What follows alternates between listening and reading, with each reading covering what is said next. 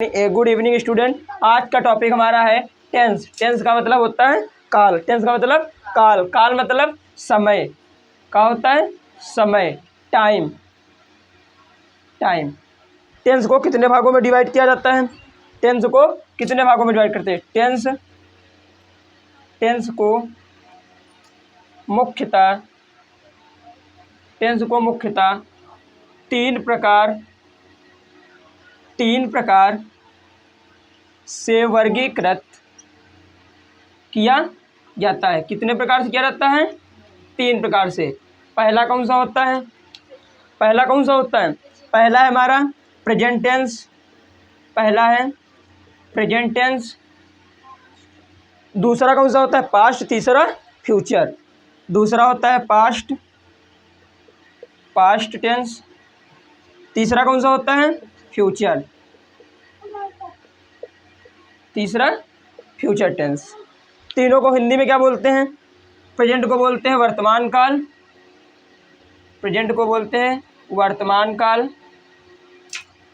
Past को बोलते हैं भूतकाल। और फ्यूचर को भविष्यकाल। अब तीनों टेंस की पहचान क्या होती है? तीनों टेंस की पहचान क्या होती है? प्रेजेंट टेंस की पहचान होती है ही, हूँ, हो। पास्ट की होती है था, थी, थे। और फ्यूचर क्या होती है? फ्यूचर की होती है हमारी गा, गी, गे। ये हो गई हमारी तीनों पहचान। उसके बाद अब सभी टेंस के भाग कितने होते हैं? तीनों टेंस के कितने भाग होते हैं? तीनों टेंस के 4 भाग होते हैं। पहला प्रेजेंट टेंस के पहला लिख देते हैं इंडेफिनिट टेंस। सेकंड होता है कंटीन्यूअस टेंस। थर्ड होता है परफेक्ट टेंस। चौथा कौन सा होता है? Perfect continuous.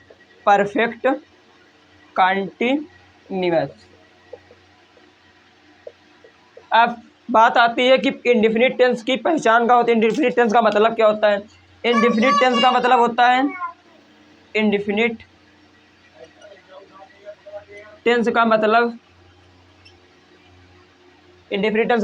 है अनिश्चित समय। कौन सा समय? अनिश्चित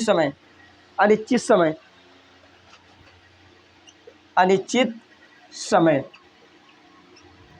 ठीक। उसके बाद बात आती है कि इंडेफिनिट टेंस का मतलब होता है अनिश्चित समय और कंटीन्यूअस टेंस का मतलब होता है जारी रहने वाला समय। कंटीन्यूअस टेंस का मतलब होता है क्या होता है? जारी रहना। अब बात आती है कि परफेक्ट का मतलब क्या होता है? परफेक्ट जो कार्य पूर्ण हो चुका हो।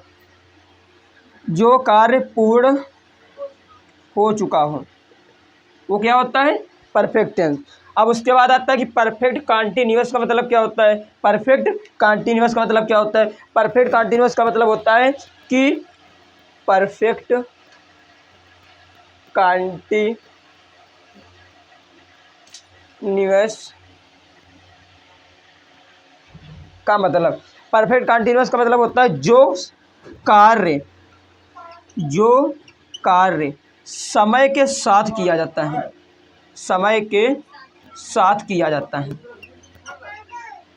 जो कार्य समय के साथ किया जाता है। ठीक, इतना तय। उसके बाद बात आती है कि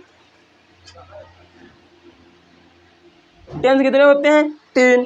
तीनों टेंस के भाग कितने होते हैं? प्रत्येक टेंस के 4 भाग होते हैं। पहला कौन सा होता है? Present present indefinite, present indefinite. उसके बाद आता है प्रेजेंट कंटीन्यूअस,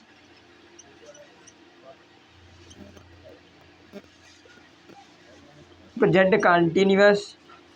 तीसरा आता है perfect, present perfect, present perfect. चौथा कौन सा होता है? चौथा होता है प्रेजेंट परफेक्ट कंटीन्यूअस।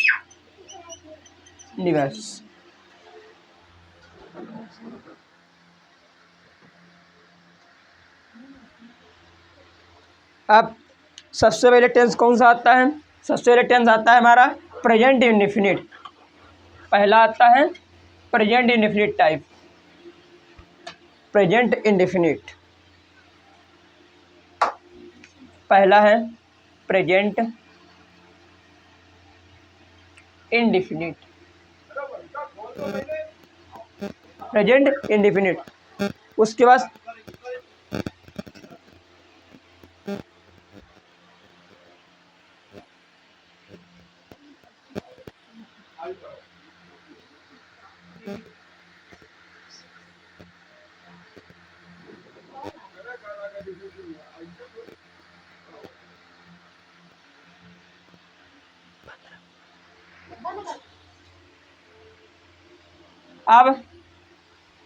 अब देखो उसके बाद इसकी पहचान क्या होगी? पहचान, पहचान। इसकी पहचान होती है, क्या होती है पहचान? पहचान इसकी होगी ता है, ता है, ती है, ते है। उसके बाद इसकी हेल्पिंग वर्ब क्या होगी? हेल्पिंग वर्ब मतलब, हेल्पिंग वर्ब का मतलब होता है सहायक क्रिया, सहायक क्रिया, जो कि हमारे कार्य को दर्शाता है,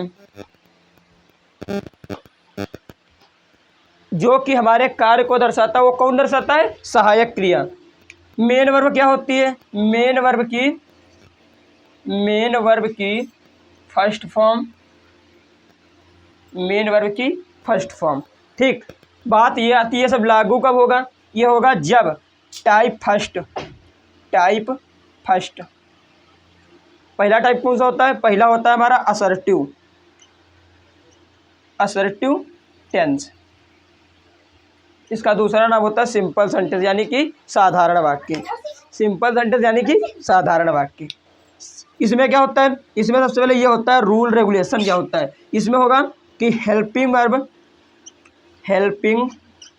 वर्ब का प्रयोग नहीं होगा, हेल्पिंग वर्ब का प्रयोग नहीं होगा। उसके बाद बात आती है मेन वर्ब, मेन वर्ब की फर्स्ट फॉर्म, मेन वर्ब की फर्स्ट फॉर्म प्लस एस या ई एस का यूज करते हैं।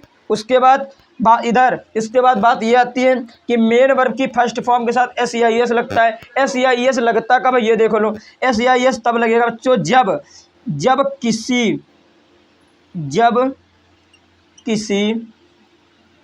जब किसी मेन वर्ब के अंत में, जब किसी मेन वर्ब के अंत में, जब किसी मेन वर्ब के अंत में वॉवेल्स आते हैं। क्या आते हैं? वॉवेल्स आते हैं, वॉवेल्स आते हैं तो ई एस का प्रयोग किया जाता है, ई एस का प्रयोग किया जाता है, ई एस का प्रयोग किया जाता है, किया जाता है। और जब कॉन्सोनेंट आते हैं, कॉन्सोनेंट्स आते हैं मतलब कि स्वर आते हैं, तब हम लोग क्या यूज करते हैं? केवल एस का प्रयोग करते हैं, केवल एस का प्रयोग करते हैं, एस का प्रयोग करते हैं, केवल एस का प्रयोग करते हैं। अब मान लिया जाए एग्जाम्पल, पहला एग्जाम्पल है कि सलोनी मंदिर जाती है। अब रूल्स का नियम का होता है बनाने का। सबसे पहले बात आती है नियम क्या होता है। रूल्स बनाने का इसका नियम होता है, रूल्स ऑफ रेगुलेशन क्या होती है। रूल्स होगा, सबसे पहले सब्जेक्ट आएगा, सब्जेक्ट मतलब कर्ता आएगा, सब्जेक्ट मतलब कर्ता। उसके बाद क्या आता है मेन वर्ब, मेन वर्ब के बाद क्या आएगा ऑब्जेक्ट, ऑब्जेक्ट के बाद आता है हमारा वो फुल स्टॉप या फिर कॉम्प्लीमेंट वर्ड।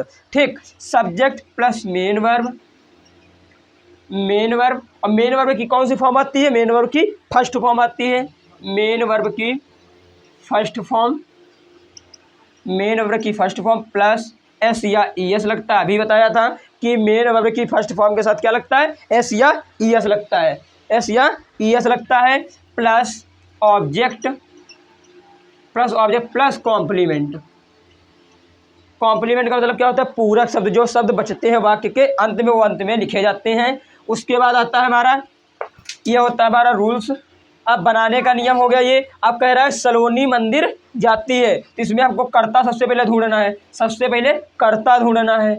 कर्ता, वाक्य में कर्ता वो होता है जो काम जिसके द्वारा किया जाता है वो कर्ता होता है। अब इसमें मंदिर कौन जा रहा है, मंदिर जा रहा है ये सलोनी, सलोनी मंदिर, तो कर्ता क्या होगा सलोनी। हेल्पिंग वर्ब क्या होगी, ता है, ती है, ते है। वाक्य कौन सा है, प्रेजेंट इंडेफिनिट। पहचान इसकी क्या है, लास्ट में हमारे क्या है, ता है, ती है, ते है। हमने बताया था कि प्रेजेंट इंडेफिनिट की पहचान क्या होती है, ता है, ती है, ते है। अगर वाक्य के अंत में अदर शब्द आते हैं तो वो कौन सा वाक्य होता है, प्रेजेंट इंडेफिनिट। उसके बाद इसकी पहचान हो गई। अब इसकी बात आती है मेन वर्ब क्या है, मेन वर्ब वो होती है जो काम किया जाता है। काम काहेगा हो रहा है, मंदिर जाने का। काम काहेगा हो रहा है, मंदिर जाने का। तो मेन वर्ब क्या होगी, मेन वर्ब क्या होगी, जाना। जाने की मेन वर्ब क्या होती है, go went gone. First form होती है go, second form went, third form gone. अब वाक्य जब हम बनाएंगे ऑब्जेक्ट हो जाएगा हमारा मंदिर, कर्म हमारा मंदिर हो जाएगा, क्योंकि हम क्या करने जा रहे हैं, मंदिर जा रहे हैं पूजा करने, तो मंदिर हमारा कर्म हो जाएगा। तो अब इसको जब बनाएंगे तो क्या बनेगा, सबसे पहले करता है सलोनी, तो सलोनी लिखेंगे, सलोनी, सलोनी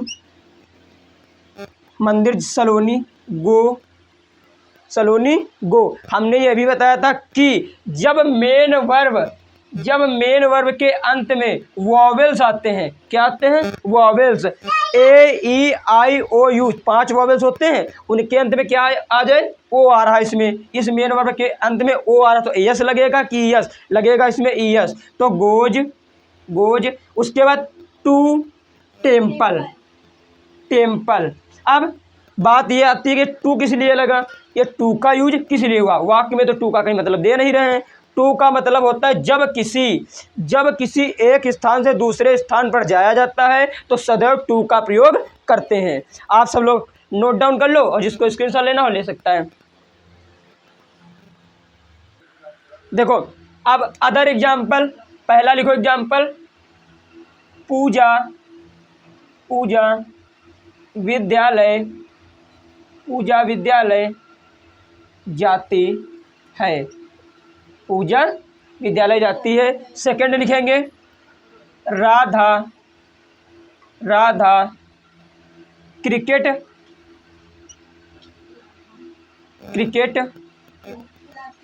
खेलती है,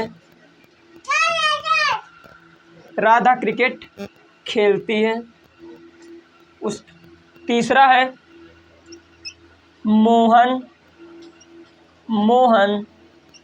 बाजार जाता है, मोहन बाजार जाता है। चौथा है मैं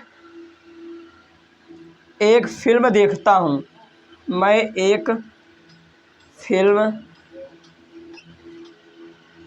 देखता हूँ,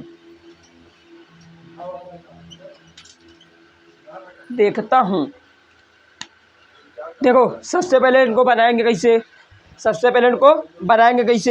अब सबसे पहले बात आती है कि पूजा विद्यालय जाती है, तो ये बताओ हमको पहले इसको हम कैसे पहचानेंगे कि ये वाक्य इस सेंटेंस का है। इसको पहचानने का तरीका क्या है, इसको पहचानने का तरीका ये है कि पूजा विद्यालय जाती है, वाक्य के अंत में क्या आ रहा है, ता ती ते आ रहा है। वाक्य के अंत में अगर ता है, ती है, ते है आदि शब्द आते हैं तो कौन सा वाक्य होता है? प्रेजेंट इंडेफिनिट का। अब इसमें करता क्या है? पूजा विद्यालय जाती है। कौन विद्यालय जाता है? पूजा। तो पूजा हो जाएगी हमारी सब्जेक्ट, तो इसको बनाएंगे पूजा, पूजा गो। अब इसमें एस लगेगा कि ई एस लगेगा? एस लगेगा कि ई एस लगेगा? हमें पता है कि जब किसी मेन वर्ब के अंत में वॉवेल्स शब्द आते हैं तो क्या लगता है? ई एस लगता है। तो पूजा गोज टू स्कूल, इतना कंफर्म है ना? फिर से देखो एक बार, पूजा विद्यालय जाती है तो पूजा हमारी क्या है? सब्जेक्ट। तो पूजा की स्पेलिंग हो गई पूजा। उसके बाद मेन वर्ब हमारी क्या है? जाना। तो जाने की होती है गो, और गो में अंत में क्या आ रहा है? गो की गो मेन वर्ब है, और मेन वर्ब के अंत में इसमें क्या आया है? ओ आया है। तो ये है वॉवेल्स, तो इसके साथ ई एस का प्रयोग करेंगे। तो पूजा गोज टू स्कूल। ठीक, इतना कन्फर्म। उसके बाद बात आती है राधा क्रिकेट खेलती है। तो राधा, राधा खेलने की होती है प्ले, राधा प्ले। अब इसमें देखो, इसमें कॉन्सोनेंट आया है लास्ट में, लास्ट में कॉन्सोनेंट आया है, और उसने कहा था जिस मेन वर्ब के अंत में, जिस मेन वर्ब के अंत में वो वॉवेल्स आते हैं तो एस लगता है, अगर कॉन्सोनेंट आता है तो क्या लगता है? एस लगता है। तो Radha plays, Radha plays the, Radha plays cricket. ठीक, कंफर्म है। अब अगला है मोहन बाजार जाता है, मोहन बाजार जाता है तो बनेगा मोहन, मोहन बाजार जाता है तो Mohan goes to, goes to market, Mohan goes to market. अब तीसरा चौथा है मैं एक फिल्म देखता हूँ। तो मैं की होती है आई, मैं की स्पेलिंग क्या होती है? आई। देखता हूँ तो देखने की क्या होती है? देखने की होती है सी वॉच, दोनों होती हैं। तो लगे लिखेंगे हम सी ए, आई वॉच, आई वॉच। अब इसमें लास्ट में मेन वर्ब में एच आया, मतलब कॉन्सोनेंट है तो यस लगेगा। आई वॉच आ फिल्म या फिर मूवी, ए मूवी। इतना कंफर्म है? नोट डाउन करो। देखो अब हमारा आगे है, उसके बाद आता है सेकेंड टाइप। सेकेंड टाइप इसमें क्या होता है? Negative type. कौन सा होता है? Negative type, negative type. ठीक, इसमें नकारात्मक वाक्य आते हैं। कौन से वाक्य आते हैं? नकारात्मक। इसमें ना, नहीं, नेवर, कभी नहीं, ये आदि चीज़ें आती हैं। ठीक, ना, नहीं, यही सब चीज़ें आती हैं। देखो जैसे इसमें होगा क्या? हेल्पिंग वर्ब, हेल्पिंग वर्ब लगता है डू या डज।